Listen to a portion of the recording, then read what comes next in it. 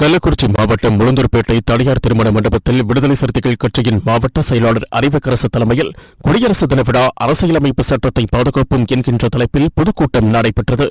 இதில் சிறப்பு விருந்தினராக விடுதலை சிறுத்தைகள் கட்சியின் பொதுச் செயலாளரும் விழுப்புரம் நாடாளுமன்ற உறுப்பினருமான துரை ரவிக்குமார், மகளிர் விடுதலை இயக்கத்தின் மாநில செயலாளர் வேல் பழனியம்மாள் ஆகியோர் கலந்து கொண்டு சிறப்புரையாற்றினர். இந்நிகழ்ச்சியில் முன்னாள் மாவட்ட செயலாளர் தமிழ்மாறன், மாவட்ட செய்தி தொடர்பாளர் கனக அம்பேத், தொகுதி செயலாளர் சேரன், நகர செயலாளர் வசந்தன், ஒன்றிய செயலாளர்கள் குப்பம், ஊராட்சி மன்ற தலைவர் தங்க ரமேஷ், வெற்றி முரசு, வடிவேலு, ஒன்றிய பொருளாளர்கள் கார்முகிலன், பரந்தாமன், பாண்டியன், அரசு ஊழியர் ஐக்கிய பேரவையின் மாவட்ட நிர்வாகி சந்திரசேகர், மகளிர் விடுதலை இயக்கத்தின் ஒன்றிய பொறுப்பாளர்கள் பாக்கியவதி, எழுத்தாளர் மேனகா மற்றும் நிர்வாகிகள் கோவேந்தன், வழக்கறிஞர் அறவாடி, அரசன், இளையராஜா, ராமமூர்த்தி, கணேசன், கொலஞ்சி உள்ளிட்ட பலர் கலந்து கொண்டனர்.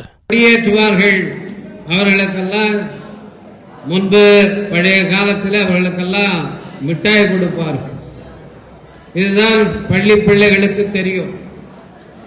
பொதுமக்களுக்கு சுதந்திர நாள் என்பதை பற்றி தெரியும்.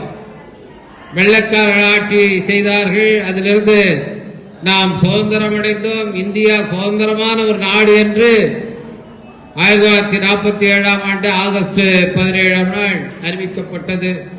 அதுதான் நமக்கு தெரியும். ஆனால் இந்த குடியரசு நாள் ஜனவரி 26ஆம் நாள் நாம் இந்த குடியரசு நாளை கடைபிடிக்கிறோம் என்றால் அதற்கான பொருள் என்ன என்பது பலருக்கும் தெரியாது.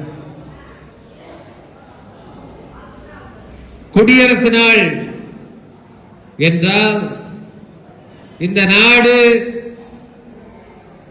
சுதந்திரம் அடைந்து அதன் பிறகு இதை யார் ஆள்வது, எப்படி ஆள்வது, எப்படி நிர்வாகம் செய்வது என்பதெல்லாம் தீர்மானம் செய்து அது இந்த தேதியிலிருந்து இதை நாமே நம்மை ஆண்டு கொள்கிறோம், நம்முடைய மக்கள் பிரதிநிதிகள்